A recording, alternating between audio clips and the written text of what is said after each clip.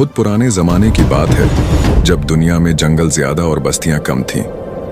उस वक्त एक खूबसूरत सल्तनत नूर जबल के नाम से मशहूर थी, जिस पर एक दाना और आदिल बादशाह सुल्तान फैज़-उल-दीन हुकूमत करता था। उसकी 7 शहजादियां थीं और हर एक अपने हुस्न, अपनी खूबियों और अपने दिल की नरमी में नियक्ता थी। उनमें सबसे बड़ी शहजादी नूर अल-सहरा थी, जिसके चेहरे पर विकार और आंखों में हिकमत की चमक थी।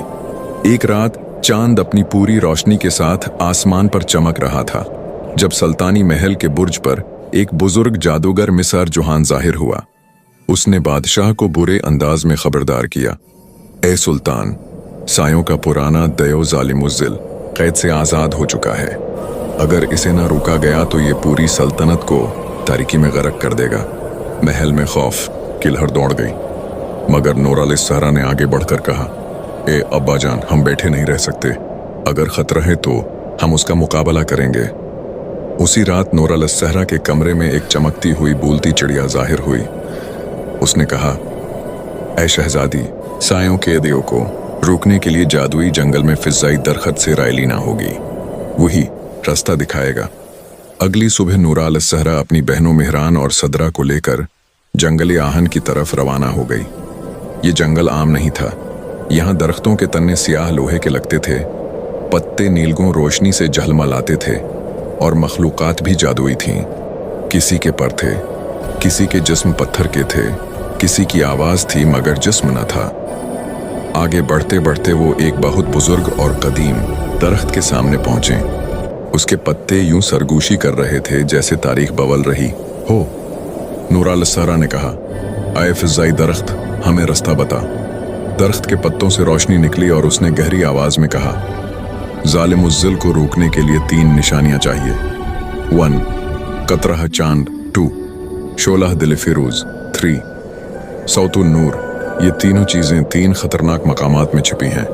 पहला सफर, कतरा चांद। चांदनी पहाड़ पर बर्फीली रूहें कतरे की हिफाजत करती थीं। वो हर गैर को खौफनाक आवाज़ों से डराती थीं, मगर मेहरान ने उन्हें नरमी और हिकमत से बात करके राजी किया। यूं कतरा चांद उन्हें मिल गया, एक रोशनी से भरा मोती। दूसरा सफर, शोला दिल फिरोज।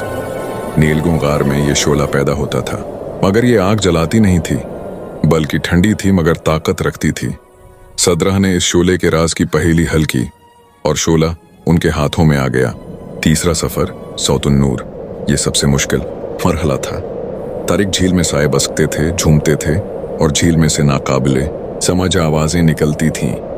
नूर अल-सहरा ने अपने दिल की रोशनी से नगमा पढ़ा और झील के साए पीछे हट गए। झील के बीच से एक रुपेला छोटा सा घुंघरू निकला, वही सौतुन नूर थी। हतमी मुकाबला।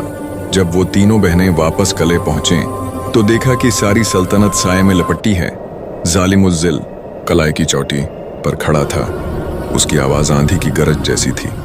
इस रोशनी की दुनिया का आखिरी दिन है। लेकिन नूर अल-सहरा आगे बढ़ी। उसने तीनों निशानियां आसमान की तरफ उठाएं। कतरा चांद, शोला दिल फिरोज, सौतुन नूर। आसमान से नूर की जंजीर उतरी जिसने दयो को जकड़ लिया। वो चीखा, तोला, मगर रोशनी ने तारीकी को शिकस्त दे दी।